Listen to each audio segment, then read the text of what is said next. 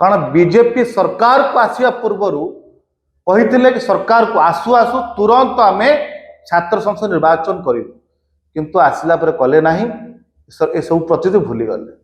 कि भाषण छल कहीदे कि छात्र निर्वाचन करूँ बोली केवल आलोचना करना से जानी ना प्रिपेयर अच्छा ना।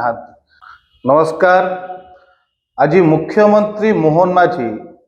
गणमाध्यम कहले आगामी दिन में ओडिशा रे छात्र संसद निर्वाचन हम बोली निश्चित गोटे स्वागतजोग्य पदक्षेप। ओडिशा रे निहाती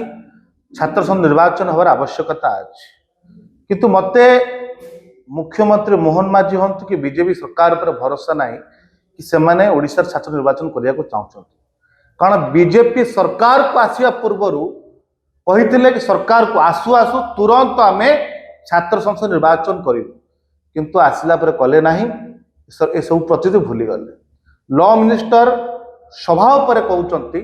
आम छात्र संसद निर्वाचन प्रिपेयर ना ए वर्ष छात्र संसद निर्वाचन हम ना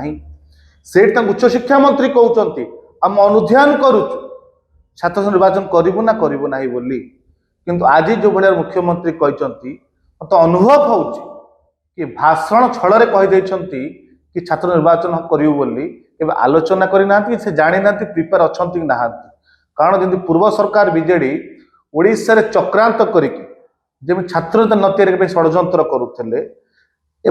ए सरकार से भाव में ओडिशा रे बीजेपी एबी भी छात्र निर्वाचन जीति पार ना छात्र कांग्रेस को भयभीत है छात्र न करने चिंता किंतु